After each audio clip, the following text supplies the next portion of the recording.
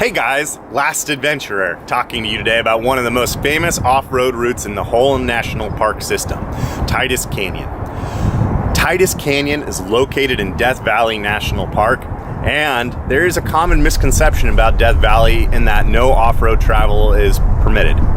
Having said that, if you go on one of the park's authorized roads or routes, off-road travel is permitted. You just can't go willy-nilly everywhere in the park. So, out of these routes, Titus Canyon, most popular.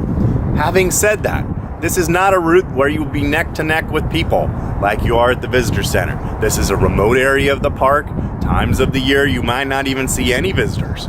This is a great experience, and if you have the proper supplies and training, this is a great thing to do within the confines of the park. So having said that, let's talk about a few of the conditions you're going to need to meet if you want to go to Titus Canyon.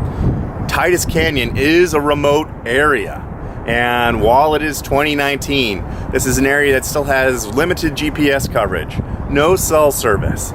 If you go, you're really going to be on your own, which is a great thing. This is how it's meant to be experienced, but you need to be safe.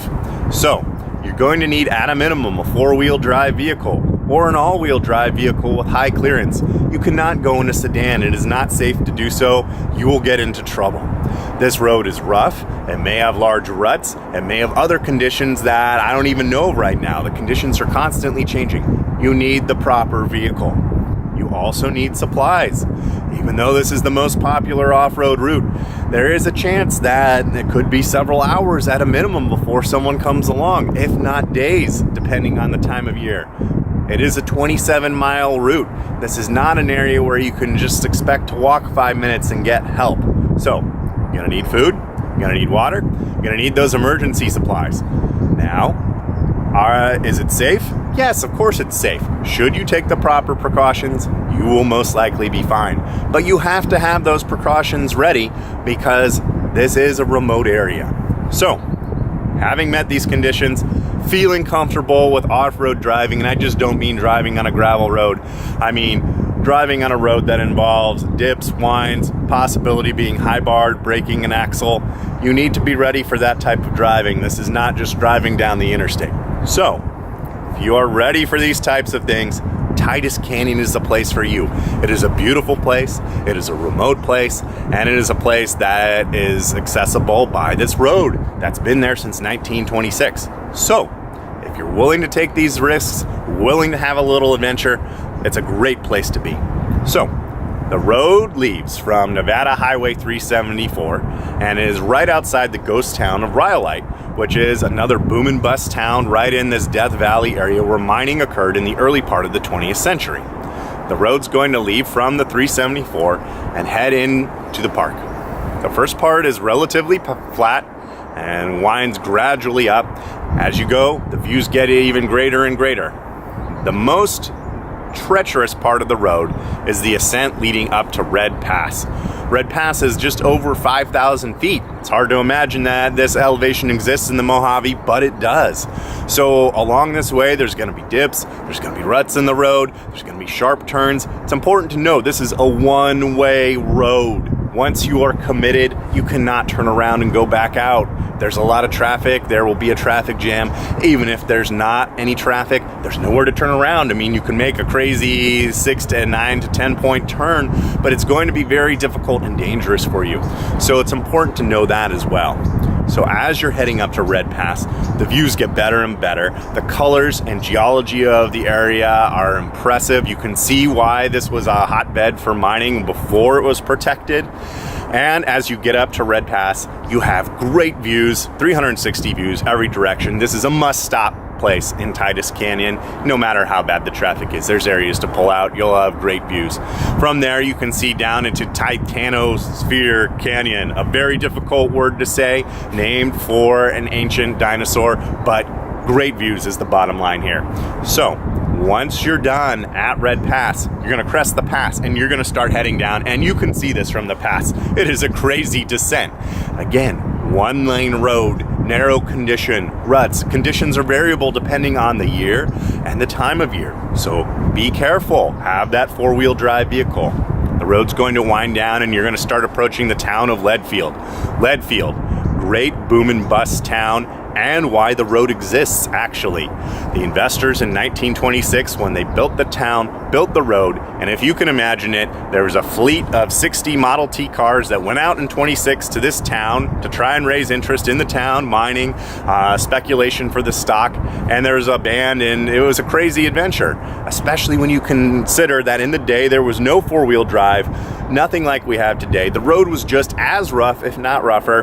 Definitely an all-day trip, if not more. Something to consider as you're driving along with all your modern amenities now. Having said that, Leadfield failed as a town. It was a boom and bust town. There was a mine, several mines. There's multiple mines in the area. Not all of them sealed. This again goes to the disclaimers. If you go into a mine in this area that's not sealed by the Park Service, you have to take care. Most of these mines are inherently unstable after almost 100 years of non-use. There's toxic gases, mine collapses. Heck, there could even be weird mine creatures in there, Morlocks. Woo!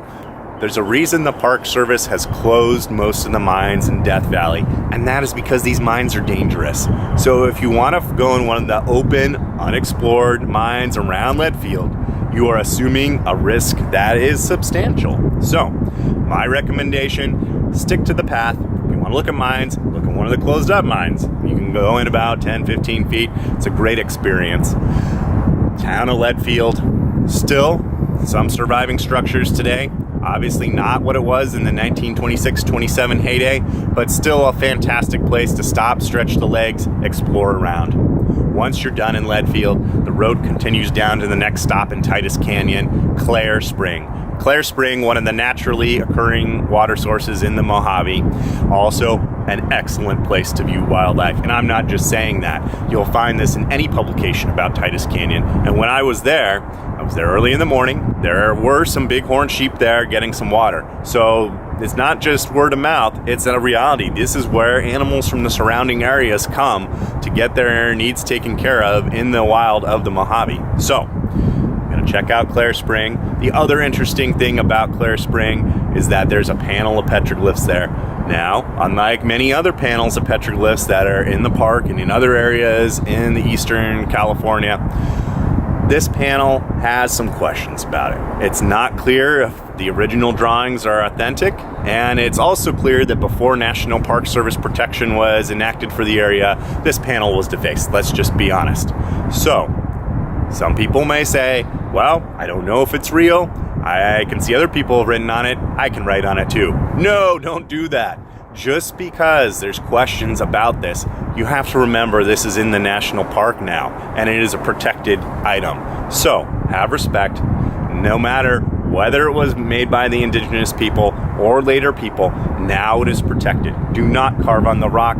Just kind of draw your own interpretations of what's going on there. Maybe it's authentic. Maybe it's not. Maybe it's a unique historical marker. Who knows? But just leave it be. So, once you're done there, you're going to head on down the road to the last part of Titus Canyon. One of the most unique parts, it's called the Narrows. I mentioned before that Titus Canyon is a one-way road. This is why it is a one-way road. The Narrows are narrow. I know, self-explanatory, right? But you will be going through an area where there is barely room for one car, let alone two. So, you're in this one-way traffic.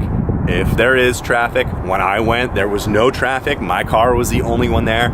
If you're the only one there like me, you will have the advantage I did and be able to appreciate this fantastic geology up close and personal. Go as slow as you want. If you're in traffic, the experience probably will not be as fantastic, but it's still amazing. So, once you come out of the Narrows, you'll be at the Trailhead Parking in Death Valley National Park for Falls Canyon, another great hike in the park. Or you can park there and walk back up the Narrows if you felt that you were in this traffic and you didn't really fully get to appreciate the scenery. So, two options there. Once you're done, you'll have completed the Titus Canyon 27-mile drive and survived one of the signature experiences in Death Valley and one of the signature experiences in the national park system. Come check out this video that I took on my trip and get some ideas and inspiration for your time there. Let's go.